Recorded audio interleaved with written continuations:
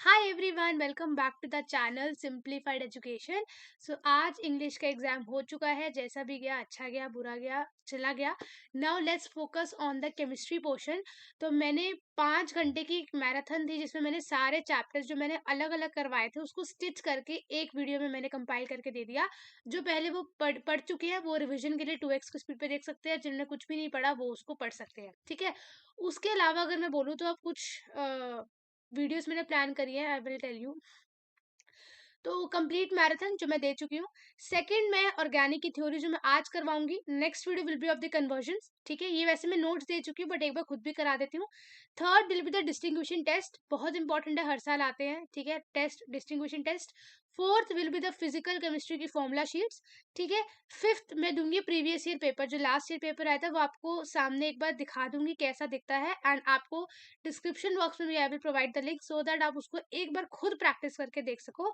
And the sixth day जिसमें हम 1 घंटे में पूरी केमिस्ट्री जो मैंने 10 मिनट सीरीज रिवीजन करवाई है, ठीक है, उसके कुछ लेक्चर्स और कुछ लेक्चर्स जो बनाने हैं उन सबको एक साथ कंपाइल करके 1 घंटे में फुल केमिस्ट्री एक दिन पहले हम रिवाइज भी कर लेंगे, ठीक है।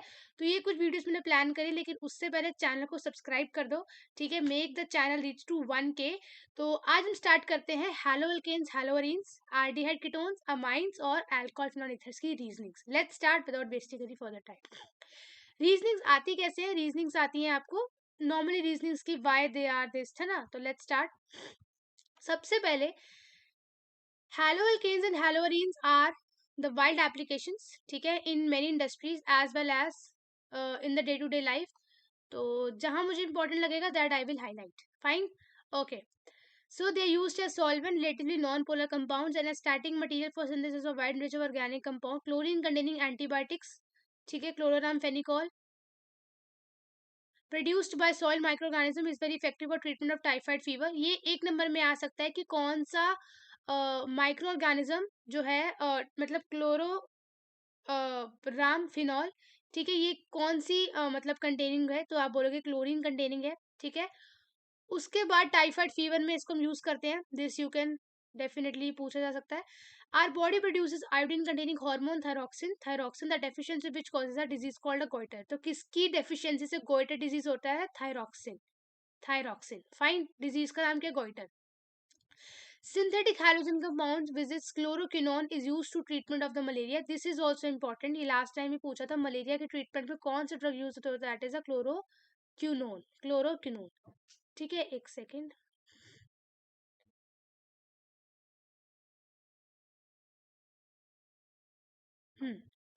Fine. Halothane is used as an anesthetic anesthesia during the surgery. Certain fully fluorinated compound are being considered as potential blood substitute in surgery. तो इसमें कुछ एक दो चीजें आ सकती है। इसमें डे टू डे एप्लीकेशंस लिखी हुई है कि हैलोअल्केन्स हैलोअरीन्स की डे टू डे एप्लीकेशंस क्या है।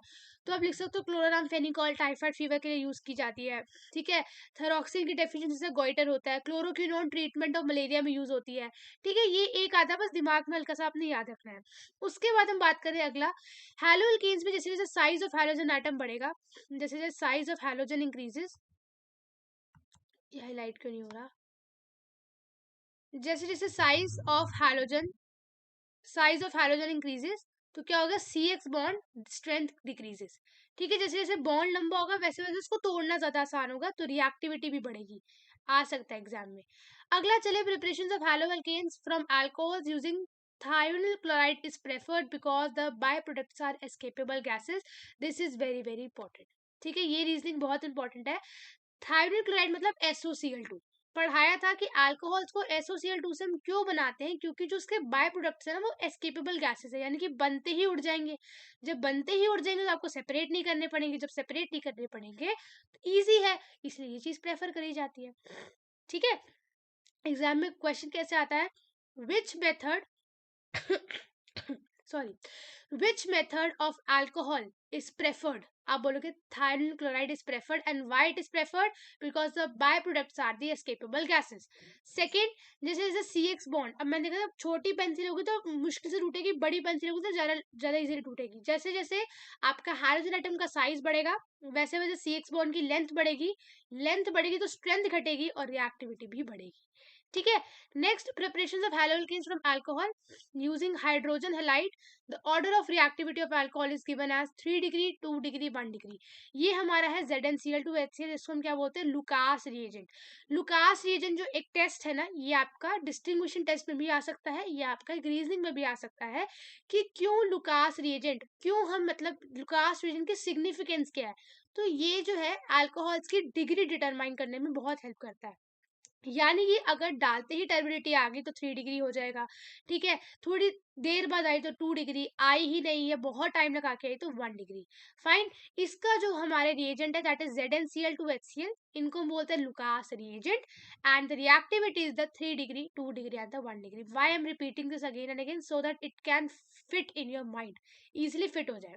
अब हम आगे चलते हैं कि जो अबव मेथड्स है वो एराइल हैलाइड में यूज नहीं होते, मतलब अल्काइल में तो यूज हो जाएंगे लेकिन बेंजीन रिंग वाले में नहीं यूज होंगे। क्यों? क्योंकि वहां पर जो कार्बन ऑक्सीजन बॉन्ड है ना फिनॉल की, वो डबल बॉन्ड कैरेक्टर शो करती है। ठीक है, ये देखो, ये जो O और C का जो बॉन्ड है ना, OH और जो C का बॉन्ड है, that will have a partial double bond character. Carbon oxygen bond में क्या है, पार्शियल डबल बॉन्ड कैरेक्टर, जो कि सिंगल बॉन्ड से ज्यादा स्ट्रांग होती है। तो अगर सिंगल बॉन्ड से ज्यादा स्ट्रांग डबल बॉन्ड होती है तो उसको डेफिनेटली जो है टूटने में बहुत टाइम लगेगा, इसीलिए जो है एराइल हैलाइड्स की रिएक्टिविटी कम होती है। एग्जाम में पूछते हैं कि एराइल हैलाइड्स ज्यादातर रिएक्शंस क्यों नहीं देते, तो इसके बहुत सारे रीजंस होते हैं। एक होता है कि पार्शियल डबल बॉन्ड कैरेक्टर, एक होता है रेजोनेंस, ठीक है, एक होता है कि उनके पास खुद ही इतने इलेक्ट्रॉन्स होते हैं तो इलेक्ट्रॉन इलेक्ट्रॉन रिपल्शंस की वजह से। But the main reason can be a partial double bond character. Fine. आगे अगर हम चले, कहते हैं iodinization of arenes with iodine is reversible in nature and requires the presence of an oxidizing agent HNO3 HiO4 to oxidize the Hi formed during iodinization. इसमें यहाँ पे oxidising agents का नाम पूछा जा सकता है, that is HNO3 and HiO2।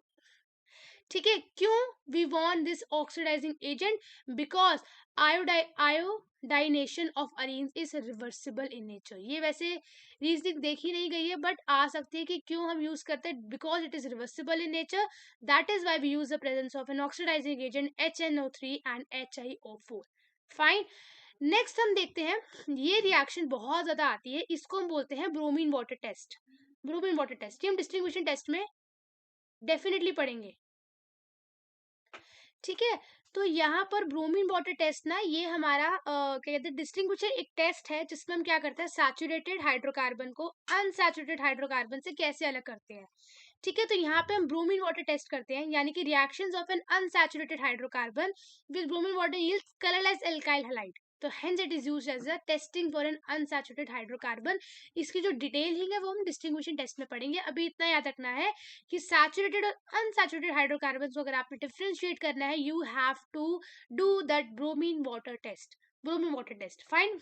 आगे चलते हैं, मार्कोनिकॉफ रूल। हमें तो अपनों ने लूटा, गहरों में कहाँ दम था। हालो नेगेटिव पार्ट ने भी वहीं अटैक किया जहां हाइड्रोजन कम था। पढ़ो क्या लिखा है, one unsymmetrical alkene undergoes addition with unsymmetrical reagent, the major product of alkyl halide one in which the negative part ने भी वहीं अटैक किया। Part of the addendum will be added to the carbon जिसके पास hydrogen कम था, having the less number of hydrogen.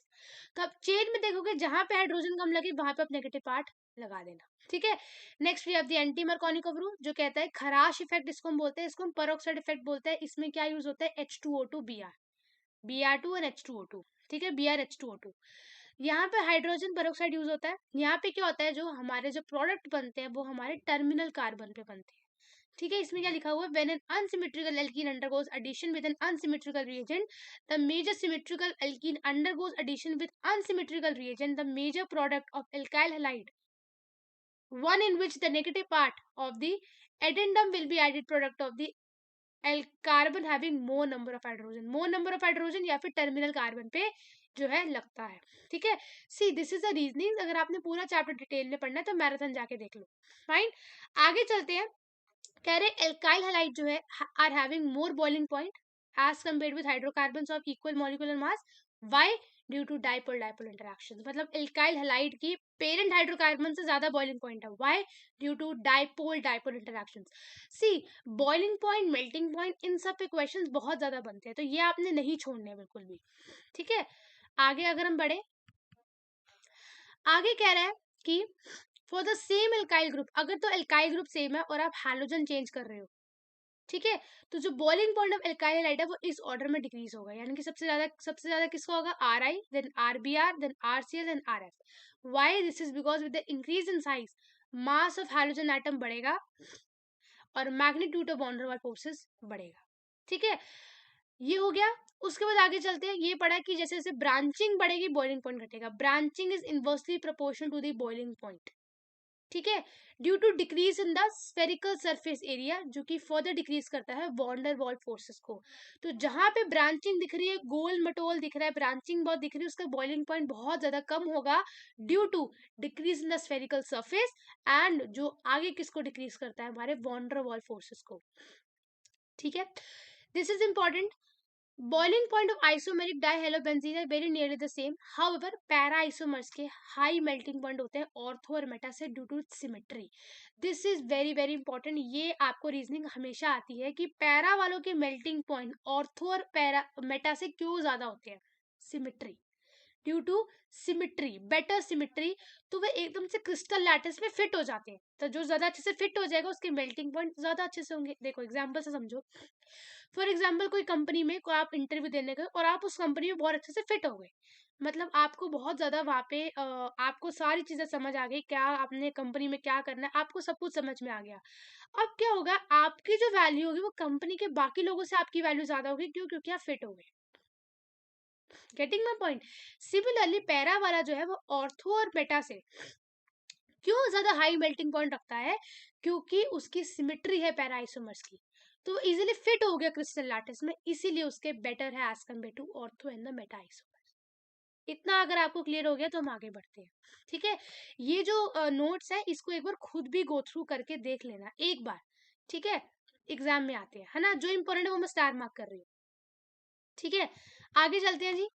आगे चलते हैं, कह रहे थे haloalkanes are very slightly soluble. पानी में स्लाइटली सॉल्युबल है, ढंग से सॉल्युबल नहीं है। क्यों?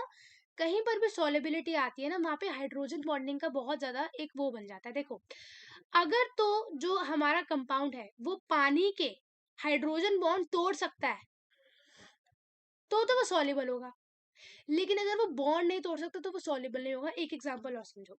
फॉर एग्जांपल, एक ग्रुप है, कॉलेज का या स्कूल का एक बहुत फेमस ग्रुप है। आप चाहते हो कि आप उसका पार्ट बनो, आप उस ग्रुप का क्या करो? पार्ट बनना चाहते हो, लेकिन उस ग्रुप में क्या है? आपस में बहुत यूनिटी है और वो आपको ग्रुप का पार्ट नहीं बनाना चाहते। तो आप सोच लो कि जो इंसान मेरे को अपने मतलब, फॉर एग्जाम्पल 8 बंदों का ग्रुप है, उसमें से एक बंदा कह रहा है कि भाई इसको ग्रुप में नहीं लेना, यानी कि आपको ग्रुप में नहीं लेना। आप सोच लो कि अगर मैं उस बंदे से बाकियों की लड़ाई करवा दूं और वो ग्रुप से चला जाए तो शायद मैं एंट्री कर लूं, है ना? लेकिन अगर आप वो बॉन्ड नहीं तोड़ पाए तो आप उनमें जाके नहीं घुल सकते हो, आप उनमें फ्रेंडशिप नहीं कर सकते हो। सिमिलरली, अगर तो कंपाउंड पानी के वाटर यानी कि पानी के हाइड्रोजन बॉन्ड्स को तोड़ सकता है, उतनी उसके पास एनर्जी है, तो वो सॉल्युबल होगा। अदरवाइज वो सॉल्युबल नहीं होगा, ये बहुत ज्यादा स्लाइटली सॉल्युबल होगा। तो why the slightly soluble? Because जो एनर्जी रिलीज हो रही ड्यूरिंग डिसोल्यूशन वो सफिशिएंट नहीं है जो हाइड्रोजन बॉन्ड तोड़ सके। पानी के बॉन्ड बहुत स्ट्रांग होते हैं, जो कि एसिड तोड़ता है ना, एसिड अल्कोहल तोड़ता है। हैलोजेन्स की इतनी कैपेसिटी नहीं कि वो उसको तोड़े। ठीक है, आगे चलते हैं। ये आपको क्लियर हो गया, ये एग्जांपल याद रखना। उसके बाद एक डेफिनेशन आती है एम्पीडेंट न्यूक्लियोफाइल, यानी कि मम्मी का चाटा, जिसके ये जो यहाँ से भी पढ़ सकता है और खिंचा के पीछे से भी पढ़ सकता है। तो ऐसा ग्रुप जो कि 2 न्यूक्लियोफिलिक सेंटर, या फिर ऐसे बोलो 2 मुंह है ना, जो लोग बाहर से कुछ अलग अंदर से कुछ अलग, जिनके 2 चेहरे हैं। सिमिलरली साइनाइड यानी कि CN और नाइट्राइल्स, ठीक है, ये 2 न्यूक्लियोफिलिक सेंटर क्या करते हैं? एग्जिबिट करते हैं, यानी कि कार्बन से भी बॉन्ड बना सकता है या नाइट्रोजन साइड से बॉन्ड बना सकता है, उसको हम बोलते हैं एम्पीडेंट न्यूक्लियोफाइल। ठीक है, अब देखो ये रीजनिंग बहुत इंपॉर्टेंट है, बहुत ज्यादा इंपॉर्टेंट है, तो अब सुनो। हाँ, कह रहे हैलो एल्केन जब KCN से रिएक्ट करता है तो एल्काइल साइनाइड बनता है। ठीक है, लेकिन जब AgCN से रिएक्ट करता है तो आइसोसाइनाइड बनता है। मतलब क्या कह रहे, जब वो KCN से रिएक्ट करता है ना तो साइनाइड यानी कि जो बॉन्ड बनती है वो कार्बन की तरफ से बनती है, साइनाइड बॉन्ड, साइनाइड बनता है। जब AgCN से रिएक्ट करता है तो नाइट्राइल्स की तरफ से बॉन्ड बनती है, तो आइसोनाइट्राइल्स, आइसोसाइनाइड्स बनता है। ऐसा क्यों, वाई? देखो, कह रहे हैं जब KCN पानी में घुल रहा है, जब KCN क्या है, आयोनिक है, तो पानी में घुलते वो साइनाइड आयन छोड़ देगा, साइनाइड आयन छोड़ देगा, तो साइनाइड रिएक्ट करके साइनाइड्स बन जाएंगे। ठीक है, देखो क्या दिक्कत है, कह रहे साइनाइड आयन सॉल्यूशंस में जाके अपने आयंस छोड़ रहा है। ठीक है, although both carbon and nitrogen atom are in a position to donate electron pair, the attack take place mainly through are in a position to donate the attack take place mainly through the carbon atom and not through nitrogen atom। देखो, कह रहे पानी में घुलते ही carbon और nitrogen दोनों, कह रहा है कार्बन कह रहा है मेरी तरफ से बॉन्ड बना, नाइट्रोजन कह रहा है मेरी तरफ से बॉन्ड बना ले, दोनों फ्री है, बना ले, है ना। फैमिली और फ्रेंड्स में से दोनों कह रहे हैं दोनों तरह से आते हैं, लेकिन कौन, आप किसको प्रेफर करोगे, फैमिली को। कौन प्रेफर हो रहा है यहाँ पे, कार्बन प्रेफर हो रहा है, कार्बन कह रहा है मैं बॉन्ड बनाऊं, कार्बन के साथ बॉन्ड बनेगा तो साइनाइड बनेगा। रेडी दोनों है बॉन्ड बनाने के लिए, कार्बन पे नाइट्रोजन भी, दोनों इलेक्ट्रॉन पेयर डोनेट करने के लिए रेडी है, लेकिन अटैक कहाँ से होगा, कार्बन एटम की तरफ से होगा, नाइट्रोजन एटम की तरफ से क्यों नहीं होगा, क्योंकि कार्बन कार्बन बॉन्ड स्टेबल है, कार्बन नाइट्रोजन बॉन्ड से ज्यादा। आपको और आपका फैमिली का बॉन्ड ज्यादा स्ट्रॉन्ग है, आपके और आपके फ्रेंड से बॉन्ड से ज्यादा। लेकिन जब AgCN डाला, देखो दोबारा सुनो, एक बार और सुनो, देखो KCN पानी में घुला, K+CN- पानी में रिलीज हुए, कार्बन कह रहा है मेरी तरफ से भी बॉन्ड बना ले, नाइट्रोजन कह रहा है मेरी तरफ से भी बॉन्ड बना ले, लेकिन कार्बन जो बॉन्ड बनाना चाहता है वो कह रहा है भाई मेरा बॉन्ड कार्बन से ज्यादा स्ट्रॉन्ग है, तो वो कार्बन कार्बन बॉन्ड बनाएगा तो साइनाइड्स मिलेंगे। लेकिन आपने AgCN डाला, अब AgCN क्या है, कोवलेंट इन नेचर है, तो जो कार्बन है ना वो फ्री ही नहीं है, कार्बन फ्री ही नहीं है अटैक करने, सॉरी बॉन्ड बनाने के लिए, फ्री को ना नाइट्रोजन फ्री है। तो जब फैमिली आपके साथ है ही नहीं, फैमिली कह रही मैं तुम्हें सपोर्ट ही नहीं कर रही, सिर्फ फ्रेंड्स कह रहे हम सपोर्ट करें, तो आप ऑटोमेटिकली फ्रेंड्स की तरफ पड़े जाओगे क्योंकि आपके पास कोई ऑप्शन नहीं है। सिमिलरली AgCN में क्या है कि कार्बन फ्री नहीं है, कार्बन का बॉन्ड कोवलेंट हो गया, वो फ्री नहीं है, सिर्फ नाइट्रोजन ही फ्री है, तो नाइट्रोजन के साथ ही बॉन्ड बना लेते, कोई ऑप्शन नहीं है ना, इसलिए आइसोसाइनाइड बनते हैं। क्लियर हो गया, एक बार दोबारा सुन लो, देखो ये एग्जाम में आता है इसलिए मैं बार बार पढ़ा रही हूँ। KCN को जब पानी में डाला तो K+CN- निकला, साइनाइड्स का मतलब होता है कि कार्बन की तरफ से बॉन्ड बन रही है, आइसोसाइनाइड मतलब नाइट्रोजन की तरफ से बॉन्ड बन रही है। तो KCN में क्या है, कार्बन भी कह रहा है मैं मेरी तरफ से बना ले, नाइट्रोजन कह रहा है मेरी तरफ से बना, तू चॉइस कर, कार्बन प्रेफर किया जाएगा तो साइनाइड्स बनेंगे। AgCN में कार्बन फ्री ही नहीं है, नाइट्रोजन कह रहा है मैं ही फ्री हूँ, मेरे से ही बॉन्ड बनाना पड़ेगा तेरे को, तो isocyanide is a formed as a main product. Fine, आगे चलते हैं, न्यूक्लियोफिलिक सब्स्टिट्यूशन रिएक्शन, ये थोड़ा ओवरव्यू कर लेते हैं, डिटेल में पढ़ा चुकी हूँ। न्यूक्लियोफिलिक सब्स्टिट्यूशन दो तरीके के होते हैं, SN1 SN2 SN2 SN1 SN2 SN1 first order connectives follow करता है, SN2 second order connectives follow करता है। SN1 की मैं बात करूँ, SN1 सबसे ज्यादा टर्शियरी हैलाइड्स में देखा गया due to its carbocation stability, tertiary alkyl halide undergo SN1 reaction due to stability of the carbocation.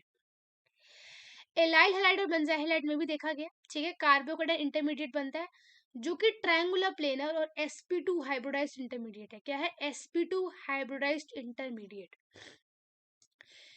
क्या बनेगा, रेसिमिक मिक्सचर, क्या बनेगा, racemic mixture. SN1 reaction is a first order kinetics, 3 degree 2 degree 1 degree की stability है, alkyl halide benzyl halide में देखा गया है। क्यों SN1 3 डिग्री में होती है, ड्यू टू स्टेबल कार्बोकटायन, ठीक है, ट्रायंगुलर प्लेनर है, sp2 हाइब्रिडाइज्ड है। यहीं पे SN2 reaction 1 degree 2 degree 3 degree में देखा गया, ठीक है, 1 डिग्री में क्यों ज्यादा होता है, due to less steric hindrance, less steric hindrance, ठीक है। sp3 हाइब्रिडाइज्ड है, पेंटावैलेंट इन नेचर है और इन्वर्जन शो करता है। देखो ये अभी हम ऐसे ही पढ़ रहे हैं बट ये डिटेल में पढ़ लेना, ठीक है, ये डिटेल में पढ़ लेना वीडियो लेक्चर से जाके। आगे चलते हैं, इतना क्लियर हो गया तो आगे बढ़ेंगे। देखो अभी इतनी सारी रीजंस अभी रहती है, ठीक है, चलो जी आगे कह रहे हैं कि मॉलिक्यूल्स जो कि प्लेन पोलराइज लाइट को रोटेट कर दे उनको बोलेंगे ऑप्टिकली एक्टिव, जो काया पलट कर दे दुनिया की, ऑप्टिकली एक्टिव, ठीक है, जिसकी लाइट सिर्फ एक ही वेव में, एक ही प्लेन में ऑसिलेट करे, प्लेन पोलराइज लाइट, ठीक है। Non super imposable mirror images को हम बोलते हैं इनांशियोमर, ये सिर्फ डिफाइंस आपको करनी है, ठीक है। जो प्लेन पोलराइज्ड लाइट को रोटेट कर रहा है सब्सटेंस उसको बोलेंगे डेक्स्ट्रो, जो राइट में रोटेट करे, जो लेफ्ट में करे उसको बोलेंगे laevo. Dextro rotatory, laevo rotatory. ये आता है। एक कार्बन 4 बॉन्ड बनाता है, अगर उसके चारों के चार ग्रुप डिफरेंट है उसको हम बोलेंगे कायरल कार्बन या एसिमेट्रिक कार्बन या ऑप्टिकली एक्टिव कार्बन। 3 नाम है इसके, chiral, asymmetric, optically active. Exam में आता है। एक कार्बन 4-5 ऑप्शन दे देंगे, 4 ऑप्शन दे देंगे, बोलेंगे कायरल बता दो। तो देखो कार्बन है, अगर जिसके चारों ग्रुप्स डिफरेंट है that will B chiral carbon. ठीक है। रेसिमिक मिक्सचर क्या होता है, जिसमें 1:1 होता है डेक्स्ट्रो और लीवो रोटेटरी का, उसको बोलते हैं रेसिमिक मिक्सचर। ठीक है जी।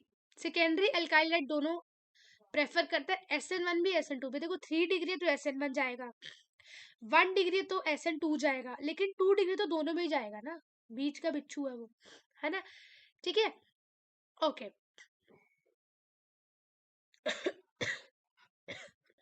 ठीक है, तो हाँ, उसके बाद है कह रहे कि अगर possibility formation of more than one alkene due to availability of more than alpha hydrogen atom, तो वहां पे सेजफ रूल लगता है। सेजफ रूल क्या कहता है कि डीहाइड्रो हाइड्रोजनेशन रिएक्शन में जो प्रेफर प्रोडक्ट है वो एल्कीन का बनेगा जिसके पास क्या होंगे, greater number of alkyl group होंगे attach to doubly bonded carbon atom. ये सेजफ रूल है, इसको बस आपको रूल याद करना है। ठीक है, क्या नाम है, सेजफ रूल। फाइन। आगे हमारा आता है, कह रहे हैं एल्काइल हाइड्राइड में अल्फा SN1 SN2 जाता है, लेकिन यहाँ पे एक रिएक्शन होती है बीटा एलिमिनेशन। बीटा एलिमिनेशन में क्या होता है आपका, प्रोटॉन एक्सट्रैक्शन। ठीक है, अगर तो न्यूक्लियोफाइल बहुत भारी है, बल्कि न्यूक्लियोफाइल है, तो वो क्या करेगा, वो प्रोटॉन एक्सट्रैक्ट करेगा, जिससे क्या फॉर्म होगा, what will be the formation of that, alkene बनेंगे। इसको हम बोलते हैं बीटा एलिमिनेशन। ठीक है, हो सकता है न्यूक्लियोफाइल बल्कि है, बहुत ज्यादा स्टेरिक हिंड्रेंस है, देयर कैन बी वेरी बहुत सारे रीजंस है। फिर आते हैं एराइल हैलाइड यानी कि बेंजीन वाले, क्यों लेस रिएक्टिव टुवर्ड्स न्यूक्लियोफिलिक, अभी बताया था, रेजोनेंस इफेक्ट हो गया, पार्शियल डबल बॉन्ड कैरेक्टर हो गया। ठीक है, जो हाइड्रोजन आटम है वो sp2 हाइब्रिडाइज्ड है तो ज्यादा इलेक्ट्रोनेगेटिव है। ठीक है, इंस्टेबिलिटी ऑफ फिनाइल कटायन और repulsion of electron of rich Areen. देखो आपने देखा होगा केमिस्ट्री में, जो इलेक्ट्रॉन डेफिशिएंट है वो हमेशा अट्रैक्ट होगा इलेक्ट्रॉन रिच स्पीशीज से, है ना। न्यूक्लियोफाइल भी रिच है, इलेक्ट्रॉन बेंजीन तो है ही हमारा अमीर, अमीर अमीर रिपल्शन करेंगे तो इसलिए नहीं बनेगा। तो 4 रीजन याद रखो। पहला reason partial double bond character, second resonance, तीसरा the carbon is sp2 hybridised. sp2 का कार्बन जो होता है वो ज्यादा इलेक्ट्रोनेगेटिव होता है। ठीक है, और उसकी बॉन्ड भी बहुत छोटी होती है तो तोड़नी मुश्किल है। फिर आती है इंस्टेबिलिटी फिनाइल कटायन, कि कर तो लेगा लेकिन जो फिनाइल कटायन बनेगा वो स्टेबल नहीं है। पांचवा हमारा रीजन होगा कि रिपल्शन बिटवीन रिच अरीन्स, मतलब न्यूक्लियोफाइल भी अमीर है, आपका अरीन यानी कि बेंजीन वाला भी अमीर है, अमीर अमीर जोड़ी जमेगी नहीं। ठीक है, उसके बाद हमारा आता है, हाँ, अगर न्यूक्लियोफिलिक सब्स्टिट्यूशन आपने कराना है तो आप वहां पे इलेक्ट्रॉन विड्रॉइंग ग्रुप लगा लो। इलेक्ट्रॉन विड्रॉइंग ग्रुप क्या करेगा, इलेक्ट्रॉन खींचेगा। ठीक है, तो क्या होगा, इजीली जो है आपका न्यूक्लियोफिलिक सब्स्टिट्यूशन हो जाता है। अब आती है एक और रीजनिंग्स, कह रहे क्लोरीन एक इलेक्ट्रॉन विड्रॉइंग ग्रुप है। ठीक है, इलेक्ट्रॉन विड्रॉइंग ग्रुप है। देखो इलेक्ट्रॉन विड्रॉइंग ग्रुप अगर लगा है ना तो ऑर्थो पैरा पे नहीं मेटा पे लगता है, लेकिन फिर भी क्लोरीन एक इलेक्ट्रॉन विड्रॉइंग ग्रुप है, फिर भी वो ऑर्थो और पैरा डायरेक्टिंग है। ठीक है, इलेक्ट्रोफिलिक एरोमेटिक सब्स्टिट्यूशन रिएक्शन में क्यों, देखो क्लोरीन इलेक्ट्रॉन विड्रॉ करता है इंडक्टिव इफेक्ट से। ठीक है, इंडक्टिव इफेक्ट से इलेक्ट्रॉन खींचता है, लेकिन रेजोनेंस इलेक्ट्रॉन देता भी है, रेजोनेंस इलेक्ट्रॉन देता भी है। ठीक है, through inductive effect, chlorine destabilizes the intermediate carbocation formed during the electrophilic substitution. Through resonance, halogen tends to stabilize the carbocation, and the effect is more pronounced at ortho and para position. The inductive effect is stronger than resonance and causes net electron withdrawal, and thus cause net deactivation. The resonance effect tends to oppose the inductive effect for the attack at ortho and para position, and hence makes the deactivation less for ortho and para attack. Reactivity is thus controlled by the stronger inductive effect, and the orientation is controlled by resonance effect.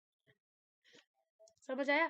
देखो दोबारा देखो, कह रहा है chlorine एक electron withdrawing group है, मान लिया ठीक है इलेक्ट्रॉन विड्रॉइंग ग्रुप है, क्लोरीन इलेक्ट्रॉन लेता है हमको पता है, लेकिन फिर भी ऑर्थो पैरा पे को लगता है अगर इलेक्ट्रॉन विड्रॉइंग ग्रुप है उसको तो मेटा भी रखना चाहिए। कह रहे क्लोरीन इलेक्ट्रॉन लेता है इंडक्टिव इफेक्ट के थ्रू, लेकिन रेजोनेंस इफेक्ट के थ्रू देता भी है। ठीक है, देता भी है। तो अब इंडक्टिव इफेक्ट से क्या होता है ना, क्लोरीन जो है इंटरमीडिएट कार्बोकेटाइन को डिस्टेबलाइज करता है। ठीक है। लेकिन रेजोनेंसी क्या करता है, स्टेबलाइज करता है, एक से डिस्टेबलाइज कर दूसरे से क्या कर रहा है, स्टेबलाइज कर रहा है। लेकिन जो इंडक्टिव इफेक्ट है वो ज्यादा स्ट्रॉन्ग हो रहा है रेजोनेंस से, जिससे क्या होगा, नेट विड्रॉल हमारा ज्यादा स्ट्रॉन्ग होगा, नेट डीएक्टिवेशन हो रहा है, नेट क्या हो रहा है, डीएक्टिवेशन हो रहा है। ठीक है, नेट क्या हो रहा है, ठीक है। तो अब क्या कह रहा है कि द इंडक्टिव इफेक्ट ज्यादा स्ट्रॉन्ग है रेजोनेंस से, तो नेट इलेक्ट्रॉन विड्रॉल हो रहा है। ठीक है, the resonance effect tends to oppose the inductive effect for the attack at ortho and para position, hence makes the deactivation less. मतलब क्या, फॉर एग्जांपल इंडक्टिव इफेक्ट खींच रहा है, रेजोनेंस दे रहा है, तो इक्वलाइजेशन हो रही है थोड़ी बहुत। ठीक है, तो जो रिएक्टिविटी है वो स्ट्रॉन्गर इंडक्टिव इफेक्ट कंट्रोल कर रहा है, लेकिन ओरिएंटेशन यानी कि ऑर्थो पे लगेगा या पैरा पे लगेगा वो कंट्रोल कर रहा है रेजोनेंस इफेक्ट। इसको एक बार दोबारा पढ़ना और इसको अच्छे से याद कर लेना। लास्ट हमारी इसमें रीजनिंग आती है कि chloroform slowly oxidised by in the presence of light and extremely poisonous gas. Question आता है क्लोरोफॉर्म को डार्क कलर्ड बॉटल्स में क्यों स्टोर करके रखते हैं। कभी भी आप लैब्स में जाओगे ना तो आप देखोगे हमेशा डार्क कलर्ड बॉटल में क्लोरोफॉर्म स्टोर होती है। व्हाई? क्योंकि क्लोरोफॉर्म ना इजीली ऑक्सीडाइज हो जाती है एयर और लाइट की प्रेजेंस में। ठीक है, जिससे बहुत ज्यादा पॉइजनस गैस बन जाती है कार्बोनिल क्लोराइड, जिसको हम फोस्गीन कहते हैं। क्या कहते हैं? फोस्गीन। इसीलिए उसे प्रिवेंट करने के लिए वी केप्ट हाँ अपनी क्लोरोफॉर्म इन अ डार्क बॉटल। ठीक है, जिससे वो रिएक्ट ना कर पाए। फाइन, ये हमारे हो गए अल्कोहल और हैलोअल्केन्स हैलोअरीन्स के रीजनिंग्स।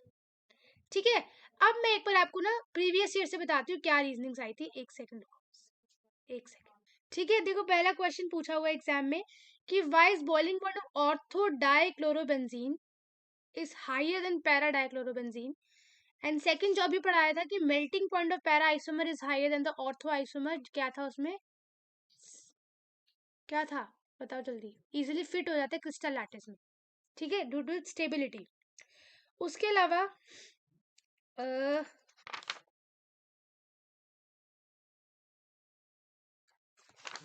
उसके उसके अलावा वाई रेसमाइजेशन अकर इन SN1। ठीक है, ये अभी देख लिया हमने। उसके बाद which one of the following each will is more reactive towards SN2, तो यहाँ पे दिया हुआ है, आपको रिएक्टिविटी ऑर्डर में लगाना है। एंड उसके अलावा इसमें से तो यही दो क्वेश्चन आए हैं। ठीक है, MCQ में देख ले अगर हम। हाँ, पहला क्वेश्चन यही है कि कौन सा कार्बन कायरल कार्बन है। तो चार ऑप्शन दे रखे हैं, आपको बचाना है जिस कार्बन के चारों ग्रुप्स डिफरेंट होंगे that will be a chiral carbon, asymmetric carbon and optically active carbon. Right, let's move to the next, that is alcohol, phenols and the ethers. ठीक है, ओके लेट्स स्टार्ट। सबसे पहले alcohol phenol ethers के bond angle की बात करें तो the bond angle in alcohol slightly less than the tetrahedral. क्यों? Repulsion between the unshared electron pair of oxygen. Bond angle alcohol का टेट्राहेड्रल से क्यों कम है? क्योंकि रिपल्शन है किसके बीच में, between the unshared electron pair of the oxygen. ठीक है, नेक्स्ट हमारा आता है in phenols the OH group is attached to sp2 hybridised carbon of an aromatic ring. The CO bond length 136 picometer in phenol is slightly less than in methanol. This is due to the partial double bond character on account of the conjugation of unshared electron pair of oxygen and the aromatic ring and sp2 hybridized state of carbon to which oxygen is attached. The bond angle is slightly greater than the tetrahedral due to repulsive interactions between the two bulky R group. The CO bond length is almost the same as the alcohol. ये रहा question, यही exam में आया है। ये रहा, इसमें लिखा हुआ why is phenol more acidic than the cyclohexanol. ठीक है, और एक इस पे भी क्वेश्चन आया बॉन्ड लेंथ। सेकंड ये रहा, हाँ, why is the CO bond length in phenol less than that in the methanol. कह रहे फिनॉल की जो बॉन्ड लेंथ है ना वो मीथेनॉल के कंपैरिजन में कम क्यों? देखो फिनॉल हमारा sp2 हाइब्रिडाइज्ड कार्बन है, एरोमेटिक रिंग पे अटैच है, तो क्या स्लाइटली डबल बॉन्ड कैरेक्टर आ गया, पार्शियल डबल बॉन्ड कैरेक्टर आ गया। ठीक है, दूसरा sp2 हाइब्रिडाइज्ड है, तो sp2 हाइब्रिडाइज्ड की जो वो होती है लेंथ डेफिनेटली छोटी होगी। ठीक है, उसके अलावा बॉन्ड एंगल की अगर हम बात करें तो bond angle slightly greater than tetrahedral angle due to interaction between the two bulky R group. तो बॉन्ड एंगल क्या है, ज्यादा है। ठीक है, ये हो गया। एंड जहां पर भी ऐसा कुछ क्वेश्चंस आए कि फिनॉल या फिर अराइल हैलाइड्स क्यों ऐसा रिएक्शन नहीं देते या क्यों इनकी बॉन्ड लेंथ छोटी है, तो आंसर हमेशा वही होता है कि एक तो sp2 हाइब्रिडाइज्ड है, ठीक है, दूसरा पार्शियल डबल बॉन्ड कैरेक्टर है, ठीक है। नेक्स्ट हमारा आता है हाइड्रोबोरेशन ऑक्सीडेशन, ठीक है। नेक्स्ट हमारा, ठीक है, तो देखो यहाँ पर जैसे कि क्वेश्चन था why is the CO bond length in phenol is less than that in the methanol, तो आपको आंसर मिलेगा due to partial double bond character, ठीक है, and sp2 hybridised carbon of carbon to which oxygen is attached, fine. उसके अलावा जो bond angle है वो ज्यादा है टेट्राहेड्रल से, क्योंकि रिपल्शन है due to repulsive interactions between two bulky R group, ethers की बात हो रही है यहाँ पे, इसकी बात हो रही है, ईथर्स की बात हो रही है, फाइन। उसके बाद हम बात करते हैं प्रिपरेशंस की। सबसे पहले प्रिपरेशन हमने किससे करी थी, एसिड कैटलिस्ट हाइड्रेशन से, जिसके प्रोडक्ट्स हमें मार्कोनिकोव रूल के अकॉर्डिंग मिले थे। फिर हमने की थी हाइड्रोबोरेशन ऑक्सीडेशन ऑफ एल्कीन, जिसमें हमने क्या किया था, एंटी मार्कोनिकोव रूल के अकॉर्डिंगली हमारा जो है बना था, ठीक है। यहाँ पर क्वेश्चन आया हुआ है illustrate hydroboration oxidation reaction with an example, तो आपका हो गया, ठीक है। सी रीजनिंग्स में भी आता है, आपको रिएक्शन लिखनी भी आ सकती है, तो आप दोनों करेंगे। उसके अलावा अगर हम बात करें boiling points of alcohol and phenol are higher in comparison to other classes, ठीक है। कौन कौन सी classes, hydrocarbon, ether, haloalkanes and alcoholics of comparable molecular masses, ठीक है। बॉइलिंग पॉइंट अल्कोहल्स की ज्यादा क्यों, मैंने बताया है, जब आपको बॉन्ड, आप पानी का बॉन्ड तोड़ सकते हो तो मतलब सॉल्युबल होगा, तो due to presence of intermolecular hydrogen bonding, तो वो हाइड्रोजन बॉन्डिंग बहुत अच्छी बना लेता है, कौन, अल्कोहल और फिनॉल, ज्यादा अल्कोहल, ठीक है, जिससे क्या होता है,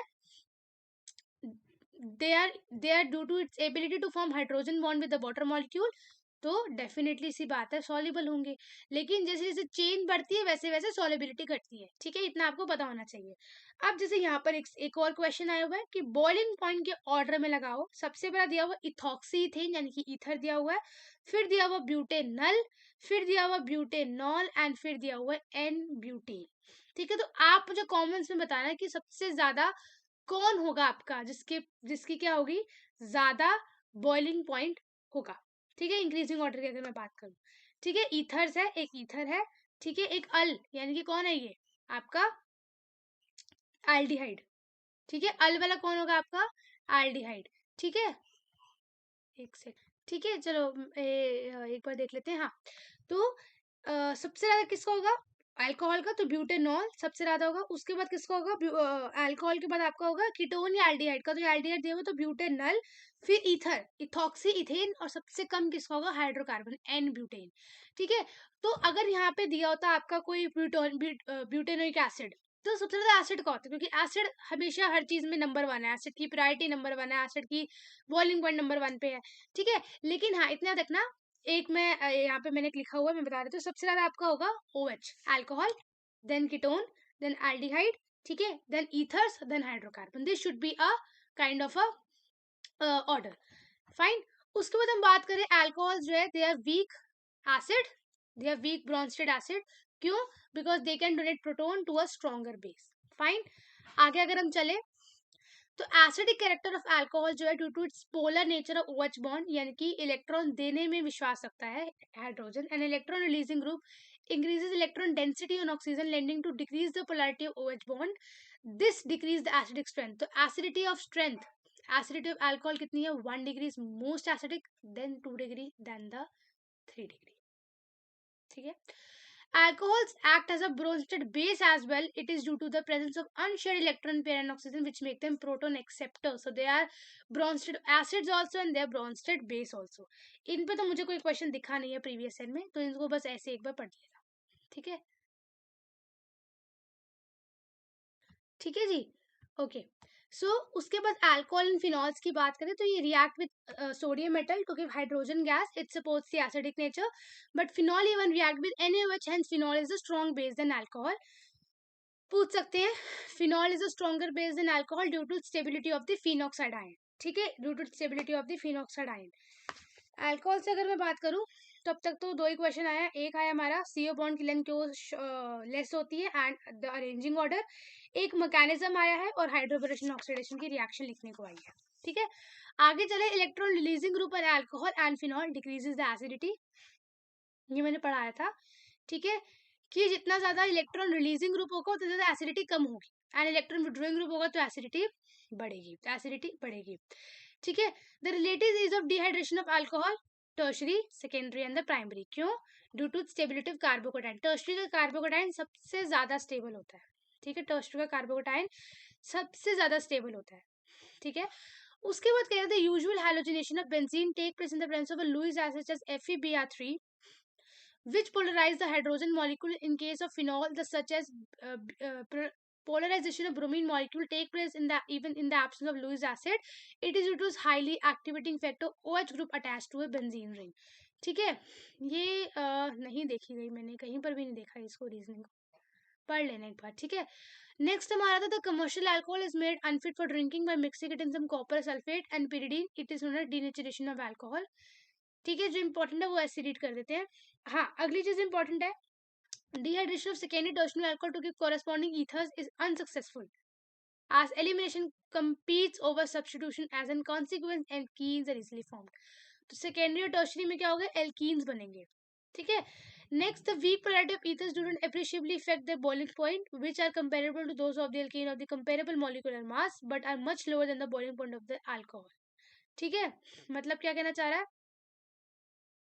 विच हाँ, तो इनकी बॉइलिंग पॉइंट्स क्या होंगे, ईथर्स के कम होंगे अल्कोहल से। The last difference in boiling point of alcohol and ethers due to the hydrogen bonding alcohols की बहुत अच्छी होती है as compare to other compounds.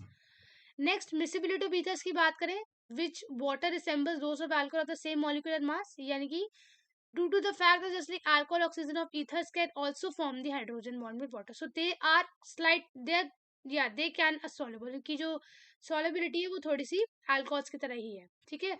Order of reactivity की बात करें तो HI, HBr and HCl, fine. ये वाला इंपॉर्टेंट है। Reactions of any sol with HI give phenol and methyl iodide. क्यों? But not other products because partial double bond character between benzene ring and the oxygen. ठीक है, ज्यादातर देखा गया कि अगर ऐसे कुछ आ रहा है बेंजीन में तो partial double bond character बहुत ही क्या कहते हैं, सही रीजन होता है ज्यादातर। Tertiary butyl methyl react with HI give methanol and tertiary butyl iodide. It's due to stability of tertiary carbocation. ठीक है, this is the exception. उसके बाद 1 degree 2 degree 3 degree are distinguished by the Lucas test HCl ZnCl2. Turbidity immediately at the 3 degree, थोड़ी देर बाद आ रही है 2 degree, नहीं आ रही है 1 डिग्री, यानी कि हीट करने के बाद भी नहीं आ रही है 1 डिग्री, फाइन। इसमें और कोई क्वेश्चन है, एक बार हम देख लेते हैं।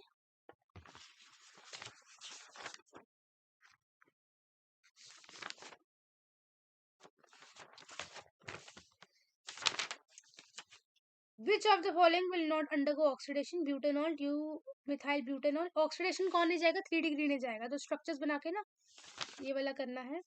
उसके अलावा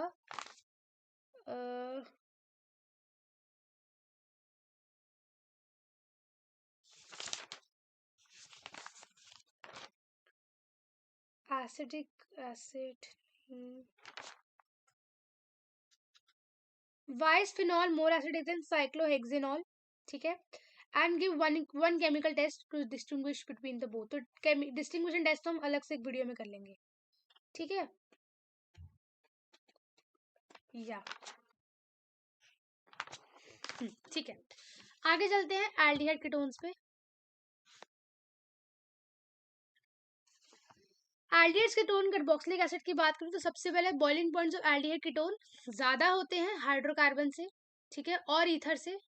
Why? It is due to weak molecular association in aldehyde ketone arising out of dipole-dipole interactions. Also, their boiling point are lower than those of alcohol of similar molecular mass. Aldehyde ketone की molecular boiling point definitely ether hydrocarbon से ज्यादा होते हैं, लेकिन alcohol के सामने इनको भी झुकना पड़ता है, लेकिन अल्कोहल को एसिड के सामने झुकना पड़ता है, ठीक है। लोअर मेंबर ऑफ एल्डिहाइड जैसे कि मिथेनॉल, इथेनॉल या प्रोपेनॉल, ये पानी में इजीली घुल जाते हैं, ठीक है, क्योंकि इजीली बॉन्ड बना लेते हैं, लेकिन जैसे जैसे एल्काइल चेन की लेंथ बढ़ती है वैसे वैसे दे आर लेस सॉल्युबल। ये हर रीजनिंग में है, ठीक है, हर जगह यही आपको मिलेगी। The carbon item of the carbonyl group of benzal is less electrophilic than the carbon item of the carbonyl group is in propanol. Why? The polarity of the carbonyl group is reduced in benzaldehyde due to resonance and it is less reactive than the propanol. वही है, benzene और propanol में जो carbon atom है carbonyl group benzaldehyde का, वो क्यों less electrophilic है then the carbon atom of the carbonyl group present in the propanol, यानी कि चेन में प्रेजेंट है तो क्यों ज्यादा इलेक्ट्रोफिलिक है, और अगर रिंग में प्रेजेंट है तो क्यों कम इलेक्ट्रोफिलिक है, सेम ड्यू टू रेजोनेंस। ठीक है, पार्शियल डबल बॉन्ड करेक्टर, यही रीजनिंग हर जगह आती है, ड्यू टू रेजोनेंस। फाइन, आगे चलते हैं। Sodium hydrogen sulphide adds to aldehyde and ketone, form the reaction product.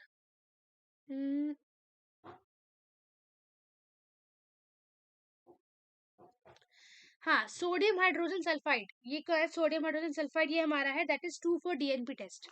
ठीक है, this is the 2,4 DNP test. ठीक है, इनको इनको हम क्यों यूज करते हैं, ये they useful for the separation and purification of the aldehyde. ठीक है, एग्जाम में आ सकता है। ठीक है, एग्जाम में आ सकते हैं। Sodium hydrogen sulphide 2,4 DNP test इनको हम बोलते हैं, sodium hydrogen sulphide the use for separation and purification, इनको 2,4 डीएनपी टेस्ट हम बोलते हैं। ठीक है, देखो, position of the equilibrium lies largely to the right hand side for most aldehyde, to the left for most ketone due to steric reasons. ठीक है, hydrogen sulphide क्या करता है, इज वाटर soluble, ठीक है, and can be converted back to the original carbonyl compound by treating it with dilute mineral acid or the alkali, therefore they are useful for separation and the purification of the aldehyde. ठीक है, आ सकता है, ठीक है, important है। आगे चलते हैं, addition of ammonia derivative. Ammonia derivative हमारा, हाँ ये रहा।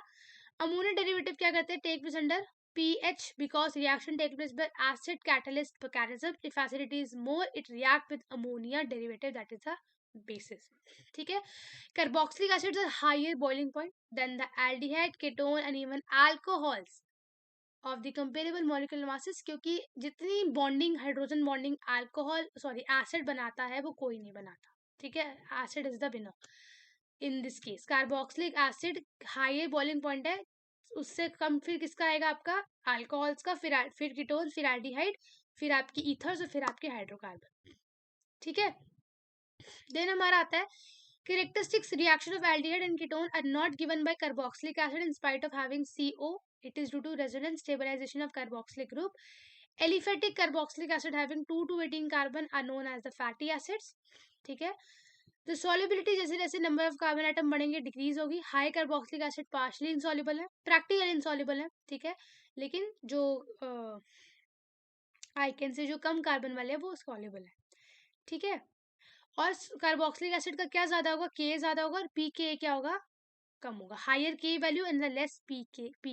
ठीक है, उसके अलावा carboxylic acid the weaker acid as compare with mineral acid like HCl, H2SO4 and HNO3, but stronger acid than alcohol and phenol. ठीक है, carboxylic acid is stronger acid than phenol due to its highest stability of, देखो carboxylate ion हमारा carboxylic acid में होता है, phenoxide ion हमारा phenol पे, लेकिन कार्बोक्सिलेट आयन ज्यादा स्टेबल है फिनोक्साइड आयन से, तो कार्बोक्सिलिक एसिड ज्यादा स्ट्रॉन्ग एसिड है फिनॉल से। ठीक है, उसके अलावा electron withdrawing group increase the acidity of carboxylic acid by stabilizing the conjugate base through delocalization of the negative charge by inductive resonance effect. Similarly, electron donating group acidity कम करेगा। ठीक है, effect of the following group acidity में सबसे ज्यादा कौन है, CF3, फिर NO2, फिर CN, फिर fluorine, chlorine, bromine, iodine and फिर जाके phenol. Aromatic carboxylic acid undergo electrophilic substitution reaction in which the carboxylic group acts as a deactivated and meta directing। देख लो, कहीं पर भी आपका इलेक्ट्रॉन डोनेटिंग ग्रुप लगेगा तो वो ऑर्थो पैरा डायरेक्ट करेगा, लेकिन यहाँ पर आपका कार्बोक्सिलिक ग्रुप बहुत से इलेक्ट्रॉन विड्रोइंग है तो वो जो आगे वाले आने वाला होगा वो मेटा डायरेक्टिंग होगा। ठीक है, लेकिन ये फ्रीडल क्राफ्ट रिएक्शन करते नहीं है, क्यों, because the group is deactivating and the catalyst aluminum chloride get bonded to the carboxylic group। ठीक है, इसकी, हाँ इसकी अगर मैं बोलूं, इसका क्या है, सबसे पहला why are the boiling point of aldehyde and ketone lower than that of corresponding carboxylic acid।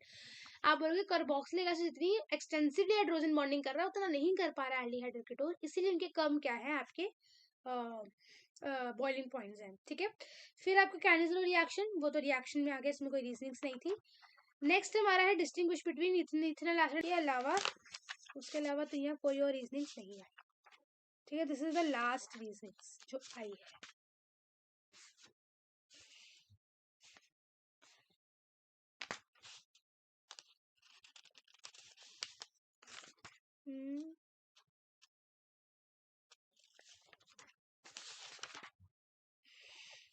हाँ, which of one of the following has a lowest pKa value. pKa क्या होता है? pK मतलब कम एसिडिक, K ज्यादा तो मतलब acidity ज्यादा, pKa ज्यादा तो कम कम, यानी कि लोएस्ट पीके का मतलब क्या होगा?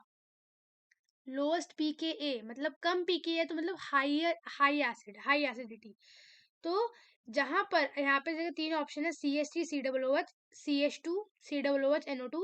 तो जिसपे COOH NO2 दो ग्रुप लगे, देख लो, दो इलेक्ट्रॉन विड्रॉइंग ग्रुप, एसिडिटी बहुत बढ़ेगी। That will be the B will be the correct answer. B will be the correct answer. ठीक है, ठीक है। लास्ट फटाफट से हम देख लेते हैं अमाइंस। ठीक है, अमाइंस का सबसे पहले तो कुछ वो दे रखा है कि ये कहाँ पे काम आते हैं। तो इसके two biological active compound, namely adrenaline and ephedrine, both containing secondary amino group, जो कि ब्लड प्रेशर इंक्रीज करता है। Novocaine synthetic amino acid, anaesthesia. ठीक है, इसको इतना देखने की जरूरत नहीं है, एक बार खुद रीड कर लेना। हमारा आता है ammonolysis, very important. Ammonolysis of alkyl halide give amines, लेकिन डिसएडवांटेज है, पता है क्या? प्राइमरी सेकेंडरी टर्शियरी क्वाटरनरी सबके मिक्सचर दे दिए भाई, कर लो सेपरेट खुद। वहां पर हम कह रहे हैं कि थायरॉइड क्लोराइड प्रेफर किया जाता है क्योंकि एस्केपेबल गैसेस है तो हमें अलग नहीं करना पड़ता। यहाँ कह रहे हैं कि मिक्सचर बना के दे दी, खुद सेपरेट करके कर लो बैठ के, क्यों करें भाई? ठीक है, लेकिन हाँ, अगर आपको प्राइमरी मीन चाहिए तो आप लार्ज एक्सेसिव अमोनिया ले लो। तो क्या होगा? पहले स्टेप में सब रिएजेंट खत्म हो जाएगा और आपको प्राइमरी मीन मिल जाएगा। ऑर्डर ऑफ रिएक्टिविटी की बात करें तो आर आई सबसे ज्यादा रिएक्टिव है, then R B R, then R C L. Exam में आ सकता है मोनोलिसिस क्यों प्रेफर नहीं किया जाता, बोलो? ढेर के ढेर प्रोडक्ट दे रहा है, कौन बैठ के सेपरेट करेगा? हम नहीं कर रहे। Next we have the Gabriel phthalimide synthesis. Gabriel phthalimide synthesis की पूरी रिएक्शन आपने करके जानी है। ये जो है एरोमेटिक प्राइमरी अमीन्स नहीं बनाती, sorry, aromatic primary amines can be prepared by this method. क्यों? Same aryl halide do not undergo nucleophilic substitution, by वही resonance double bond character, phenyl cation is unstable. ठीक है, same reason. Lower aliphatic amines are soluble in water. अब आ रहा है question, lower aliphatic amine soluble है पानी में क्योंकि वो इजीली बॉन्ड बना पा रहे हैं। सॉल्युबिलिटी डिक्रीज करेगी जैसे जैसे मॉलिक्यूलर मास ऑफ अमीन्स बढ़ेगा या फिर चेन की लेंथ बढ़ेगी। और higher amines are essentially insoluble in water. ठीक है, equal molecular mass of amines and alcohols की बात करें तो alcohols are more polar than amines and form stronger intermolecular hydrogen bonds than amines. ठीक है, यहाँ पर भी अल्कोहल जी इधर अमीन से भी तक दो।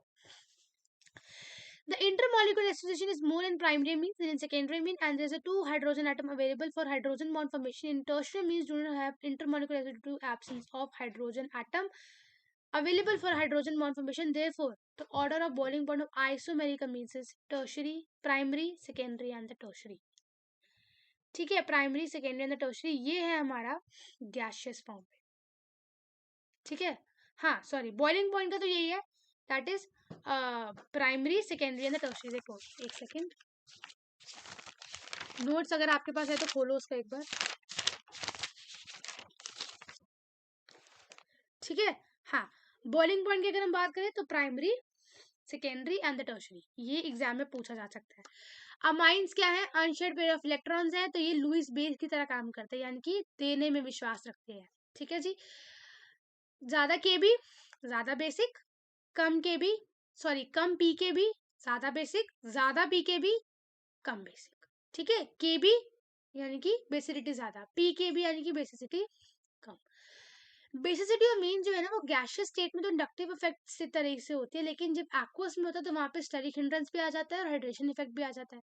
तो इसमें क्या इन्होंने किया, इसमें इन्होंने क्या किया, इन्होंने कहा कि आप ना अमाइंस को गैसियस फॉर्म में अगर ले रहे हो, किस फॉर्म में ले रहे हो, नोट्स खोलो, गैसियस फॉर्म में अगर अमाइंस को आप ले रहे हो तो उसकी जो रिएक्टिविटी ऑर्डर है that will B 3 degree, 2 degree, 1 degree, कि 3 डिग्री सबसे ज्यादा बेसिक है, फिर 2 डिग्री, फिर 1 डिग्री। लेकिन अगर आप उसको पानी में घोल के ले रहे हो, ना एक्वस फॉर्म में ले रहे हो, तो वहां पे सबसे ज्यादा जो बेसिक है that is a 2 degree, that is a 2 degree.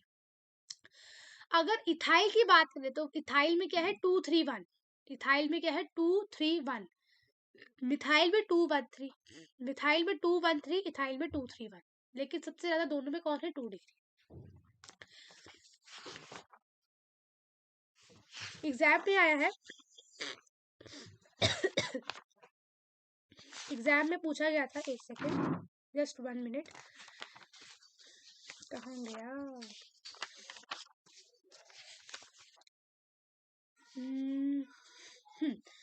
Exam में आया वाई CH3 2NH, यानी कि ये वाला CH3 2NH is more basic than CH3CN in the aqueous solution. aqueous solution में ना आपका हाइड्रेशन इफेक्ट पे भी डिपेंड करता है और स्टरिक इफेक्ट पे भी जो है क्या कहते हैं डिपेंड करता है. तो देखो जो 3 डिग्री है उसमें स्टरिक इफेक्ट ज्यादा लेकिन हाइड्रेशन अच्छा. जो 1 डिग्री है उसमें हाइड्रेशन इफेक्ट ज्यादा स्टेरिक हिंड्रेंस कम. तो इसीलिए 2 डिग्री को उन्होंने कहा कि 2 डिग्री ही सबसे ज्यादा बेसिक होगा एक्वस फॉर्म में. गैस में तो 3 डिग्री, ठीक है, गैस में 3 डिग्री है, लेकिन अगर आप एक्वस में तो 2 डिग्री, ठीक है, 2 डिग्री, इतना याद रखना. उसके बाद pKb value of aniline is quite higher than the ammonia, यानी कि क्या एनालिन जो है ना that is less basic than the ammonia. ठीक है, क्यों? क्योंकि एनालिन में जो NH2 ग्रुप है directly attach to the benzene ring, तो वो कॉन्जुगेशन या फिर रेजोनेंस में चला जाएगा, तो easily it is less available for protonation. ठीक है. उसके बाद reaction of nitrous acid with difference amine give different product. Primary aliphatic amines give alcohol, primary aromatic amines give diazonium chloride. ये हमारा टेस्ट आते हैं. Secondary aliphatic and aromatic amines give N nitrosoamines. Tertiary aliphatic amines give quaternary ammonium nitride, whereas tertiary aromatic amines give para nitrosoaniline. ठीक है. उसके बाद हम बात करते हैं कुछ टेस्ट की. सबसे पहला टेस्ट हमारा आता है that is the Hinsberg test.